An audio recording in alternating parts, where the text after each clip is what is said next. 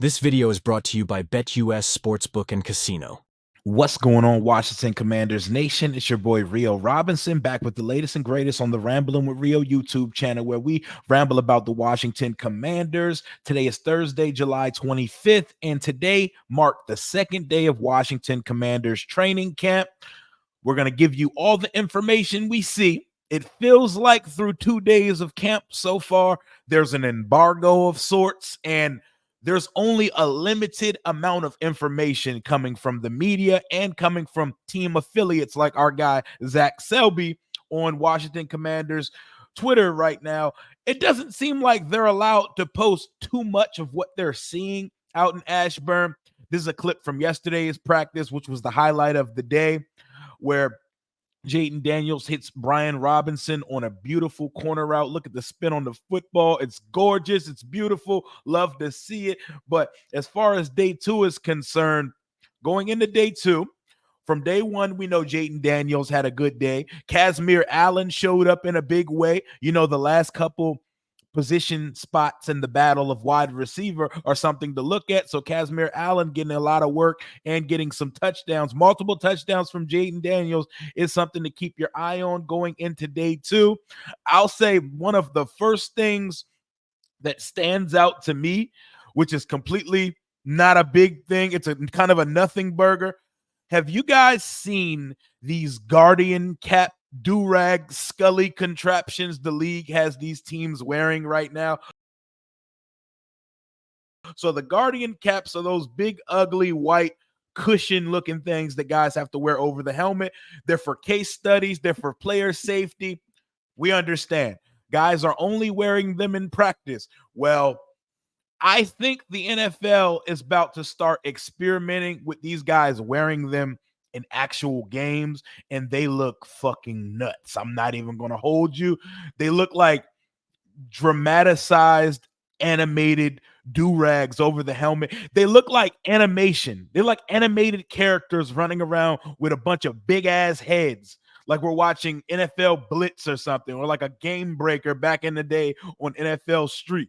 They look crazy. And while I understand the preaching of player safety, 100% understand it, that's scare the hose material when it comes to game day. That's going to look crazy in 4K on Amazon Prime, on Fox, on CBS. That's going to look crazy on game day. You can't sell me that they can run around with these big ass Guardian caps and sleeves on game day.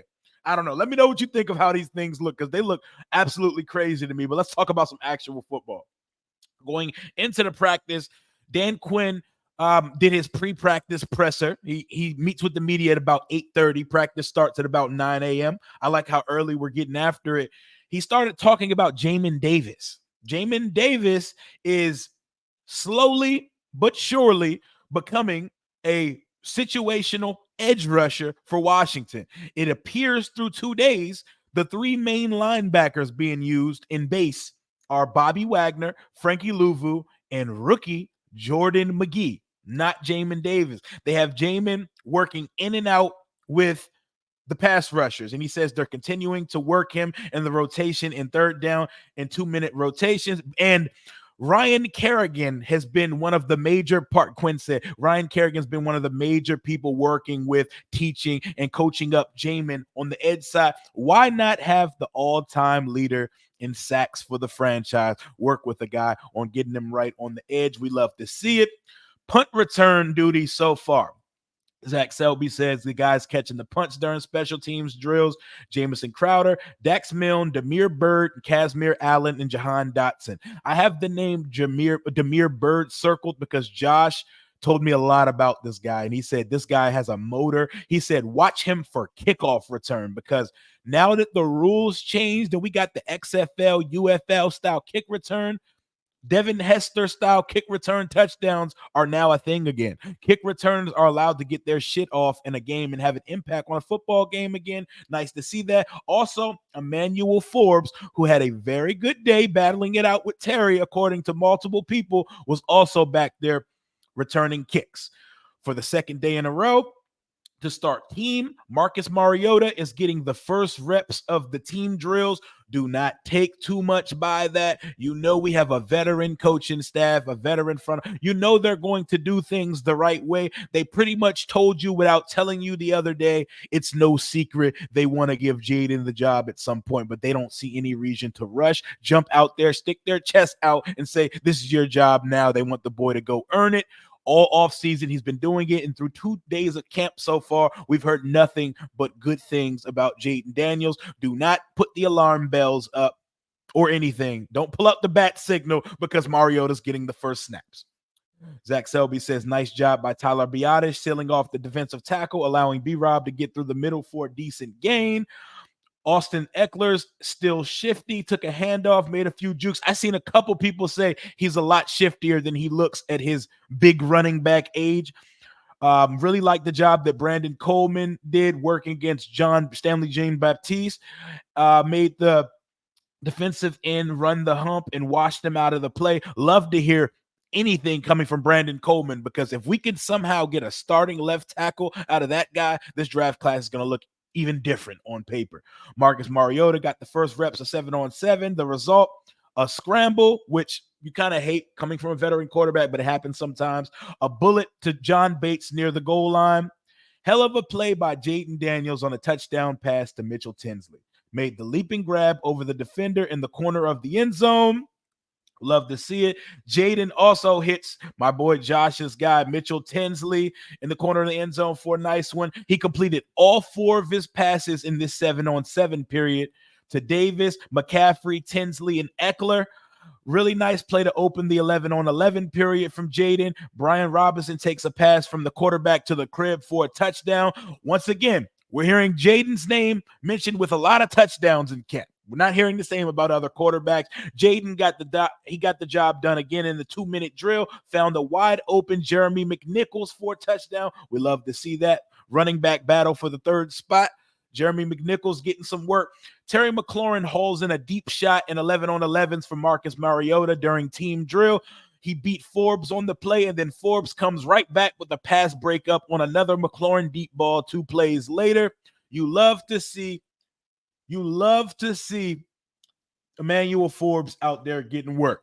He looks a little bit bigger. He looks a little bit more bulked up, and he desperately needs a good camp. I just did a video on this the other day, and he really, really needs a good training camp, because that's a guy we would love to depend on. You can tell he looks visibly heavier. He's put on some weight. He told him he's been working out and eating so much over the summer. He says the dish that has been helping him bulk up so far has been steak and rice, and he's battling it out with our number 1 receiver. You love to see that. He was doing a lot of that in training camp last year. You want to see him start stacking good days. But speaking of stacking good days, the main talk of training camp is going to be the quarterback. And so far, as we can see, Jayden Daniels is stacking good days. I haven't heard anything about an interception yet. I haven't heard anything about he called the play wrong. He lined the guys up wrong.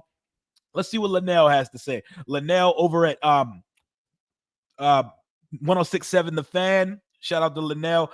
He said, nice end to situational work for Jayden Daniels. Spelled his name wrong, but it's all good. You saw him get from progression 1 all the way to progression number 4, which was the running back, Jeremy McNichols, in the end zone for a touchdown.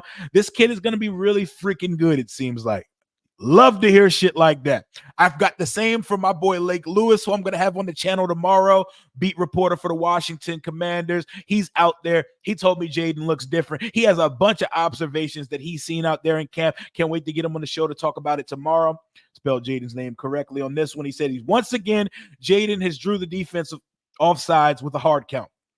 And his use of the hard count has been a thing for 2 days in a row.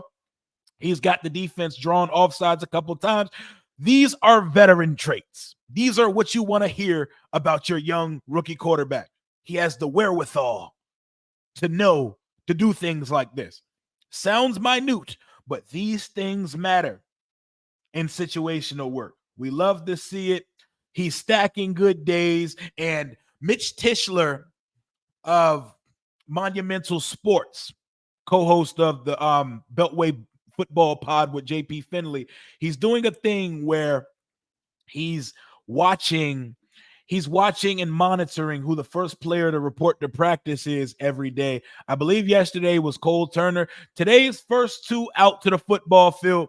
You love to hear it. Your two quarterbacks, the rookie quarterbacks, by the way, Sam Hartman and Jayden Daniels. First people out to the practice field. You love to see these guys being the first guys out there. And according to Sam Fortier and JP Finley, Sam Hartman was the last guy to leave the field today. He's trying to get some work in. I know he did get drafted by the UFL, so he has a backup option in case things don't work out here. He got his plan B ready to go. But him after practice running a mock 2-minute drill with rookie tight ends Ben Sinnott and Colson Yankov. Love to hear that from Ben Sinnott. Love to hear that from my second round pick because that boy's going to get on the field. We're going to be running a lot of 2 tight end sets, and he's going to be getting on that field with Zach Ertz. Love to see it. Wide receivers coach Bobby Ingram working on clean cuts in and out of breaks. Terry first and waiting for McCaffrey. McCaffrey had a good day, and he spoke to the media today. We're not getting too much information out regarding what exactly is happening in practice, but you get the gist of the day. Emmanuel Forbes and Terry are going after it. And shout out to Terry once again for making the top 100 list 2 years in a row. I'm not sure if this leak is correct, but according to a leak I saw on Twitter today, Bobby Wagner and Jonathan Allen will be joining Terry on that top 100 NFL list. Bobby Wagner does not surprise me at all, considering he had 180 tackles and led the league in tackles last year. But Jordan McGee was running with the ones in base early today. Do not overreact. Do not jump to conclusions based on who's running with the ones and twos on day 2 of NFL training camp. But these are things to note. But most importantly, coming out of camp through 2 days so far, we haven't heard one negative thing about one Jayden Daniels yet. Look at the footwork. I know one thing's for sure. When they pull out them nets and it's time for Jayden to throw that ball in the net, he's hitting his target more than a lot of guys I've seen come in and out of Washington Commanders training camp over the years. I know it's a stationary target. I know it's just throwing a ball in the net. Rio, don't get too excited about it. I'm going to get fucking excited about it because everything you hear out of this building is this guy, Jayden Daniels, looks like one of them ones. And we need him to be that.